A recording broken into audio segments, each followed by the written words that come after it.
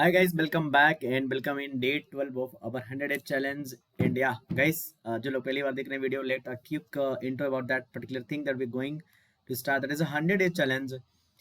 That is a 100-day challenge, and in 100 days we are going to learn 100 new concepts, or you can say 100 concepts of previous through the previous year questions, or we are going to solve 100 questions each day one question. तो Telegram group पे या WhatsApp group पे हम पहले question post करते हैं, उसके बाद अपना सोल्यूशन, आपको अगर समझ में नहीं आता है तो हम सोल्यूशन भेजने की कोशिश करते हैं। ठीक है, चलो डे 12 में स्वागत है आपका। क्वेश्चन सॉल्व करते हैं बिना किसी देरी के। डे 1 to 10 जो हमने किया था वो सीएन के किए थे क्वेश्चन, और 11 to 20 हम करेंगे सीओए कंप्यूटर आर्किटेक्चर। तो सबसे पहले अगर आपने सीओए रिवीजन नहीं किया है, जाओ सीओए रिवीजन करो। अगर आपने सीएन रिवीजन नहीं किया, सीएन रिवीजन करके 1 to 10 वाले क्वेश्चन लगा डालो। अगर 1 to 10 वाले क्वेश्चन लगा लिए तो you will feel very confident about that. Okay, now day 12 में आपका स्वागत है। चलिए स्टार्ट करते हैं क्वेश्चन पढ़ना। Okay, so a device with data transfer rate 10 kb per second is connected to a CPU. Okay, so there is a CPU. What you can say, that is a CPU processor, central processing unit CPU होता है। और एक हमारा device है, suppose a device we can say that is a suppose that keyboard, suppose our keyboard, suppose ये हमारा keyboard है। ठीक है, ये हमारा कीबोर्ड है, keyboard, this is a connected. Okay, and the speed of the device is 10 kb per second, 10 kb per second। You have to understand question, you will feel।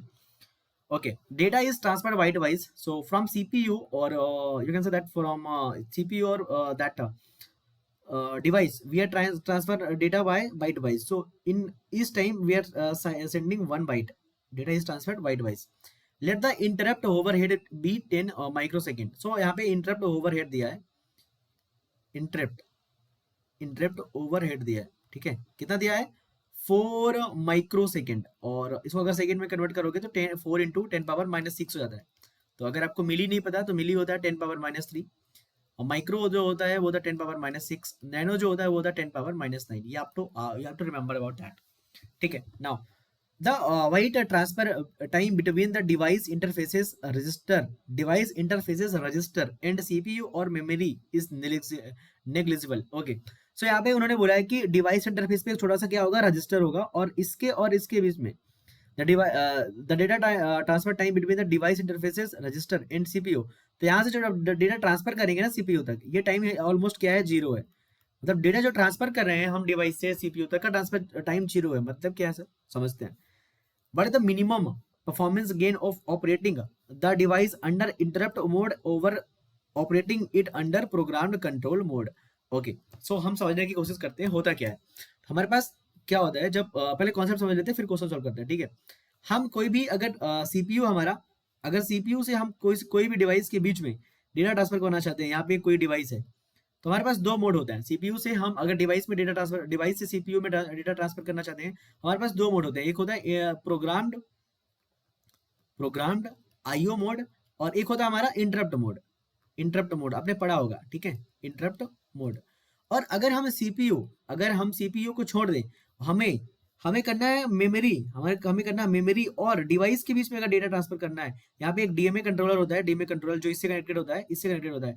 तो अगर हमें डिवाइस और मेमोरी के बीच में सीधा डायरेक्ट हमें data transfer कराना है, मतलब डिवाइस से हमें सीधा मेमोरी में डालना है, तो उसके लिए क्या यूज होता है, डीएमए होता है।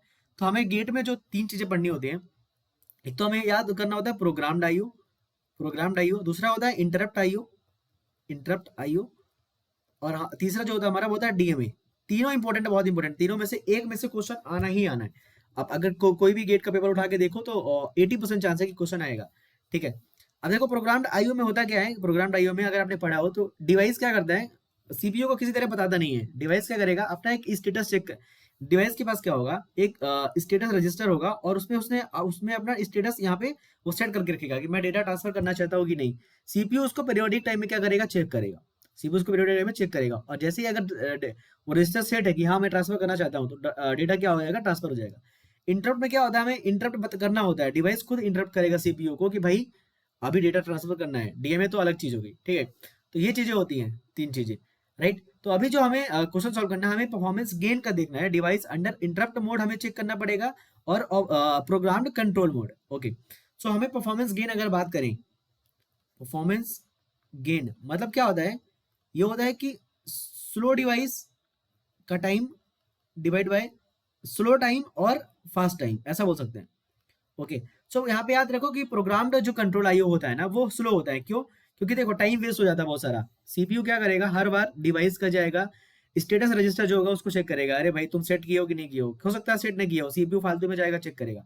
तो प्रोग्राम्ड आईओ जो टाइम लगता है, टाइम इन प्रोग्राम्ड आईओ में जो टाइम लगता है वो क्या लगता है, सबसे पहले to check status of device plus data transfer. Okay, तो यहाँ पे हमारा जो टाइम होगा, टाइम यहाँ पे देखो सबसे पहले तो ये वाला टाइम तो इन्होंने क्या बोल रखा है, जीरो बोल रखा है, क्योंकि डेटा ट्रांसफर यहाँ पे जीरो बोल रखा है। अब data transfer to check the status of device, तो यहाँ पे देखो जो स्टेटस रजिस्टर होता है, स्टेटस वो होता है 1 बाइट का, ठीक है। तो यहाँ पे हमें कितना टाइम लगेगा ये चेक करते हैं। ये वाला टाइम तो क्या हो गया हमारा, जीरो हो गया, ठीक है। हम टाइम देख रहे हैं प्रोग्राम्ड आईओ में, अभी समझने की कोशिश करना। तो देखो प्रोग्राम्ड आईओ में हमें टाइम चेक करना है, तो फॉर देखो यहाँ पे डिवाइस का स्पीड उन्होंने बता रखा है, डिवाइस का स्पीड कितना बता रखा है, 10 केबी पर सेकेंड। सो देखो अगर हमें 1 बाइट अगर चेक करना है तो for 10 KB 1 second time is they are taking, device is taking. Okay, for 1 byte कितना लेगा, 1 डिवाइड बाय 10 इंटू के, मतलब 2 पावर 10। ओके, तो 1 बाइट के लिए कितना टाइम लग जाएगा, यहाँ पे देख सकते हो। अगर इसको आप 100 का मल्टीप्लाई कर दो तो यहाँ पे 100 लिख दो, इसको 10 लिख दो, इसको 10 पावर 3 लिख सकते हो। 100 का डिवाइड मल्टीप्लाई कर दिया तो कितना हो गया, 10 पावर 6 हो गया। तो ये 1 बाइट के लिए कितना हो जाएगा, 100 डिवाइड बाय 10 पावर 6। और इसको मैं सेम चीज लिख सकता हूँ 1 बाइट के लिए 100 इंटू 10 पावर -6, और मैं इसको बोल सकता हूँ 1 बाइट के लिए कितना टाइम लग रहा है, 100 माइक्रो सेकेंड। समझ में आया क्या? सो फॉर प्रोग्राम्ड आईओ कितना टाइम लग रहा है, प्रोग्राम्ड आईओ के लिए टाइम कितना लगा, यहाँ पे लगा 100 माइक्रो सेकेंड। क्यों? प्रोग्राम्ड आईओ में 2 टाइम इंक्लूड है, एक तो स्टेटस चेक करेंगे पहले, दूसरा क्या है, ट्रांसफर टाइम। और ट्रांसफर टाइम यहाँ पे इन्होंने क्या बोल रखा है, 0 बोल रखा है, ठीक है। नाउ अब देखते हैं यहाँ पे इंटरप्ट मोड में क्या होता है। देखो इंटरप्ट मोड में क्या होता है, हमें सबसे पहले इंटरप्ट को क्या करना पड़ेगा, चेक करेगा, इंटरप्ट चेक, फिर हमें क्या करना है, यहाँ पे ट्रांसफर करना है। तो यहाँ पे सीधा ये वाला तो 0 दे रखा है, और इंटरप्ट के लिए उन्होंने दे रखा है 4 माइक्रो सेकेंड। इंटरप्ट के लिए यहाँ पे इंटरप्ट ओवरहेड दे रखा ना, इंटरप्ट चेक या इंटरप्ट ओवरहेड बोल सकते हैं, इसको ओवरहेड बोल सकते हैं। कितना देखा, 4 माइक्रो सेकेंड। तो यहाँ पे इंटरप्ट आईओ के लिए कितना हो गया, यहाँ पे इंटरप्ट के लिए 4 माइक्रो सेकेंड। तो हमें दोनों टाइम निकल आया।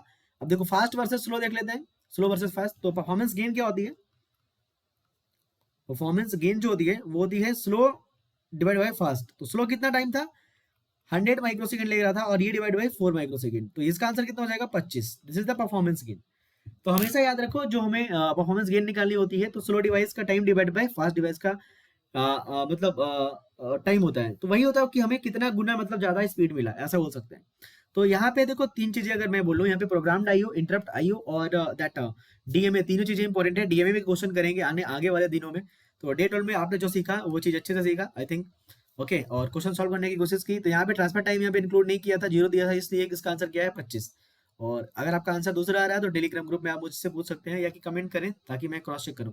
थैंक्स फॉर वॉचिंग, डे 13 में मिलते हैं। और या अगर ये कॉन्सेप्ट अच्छे लगे हो तो सब्सक्राइब कर लेना यार चैनल को, और अपने दोस्तों के साथ शेयर करना, उनको भी बोलो 100 डे चैलेंज ज्वाइन करने के लिए। Thanks for watching.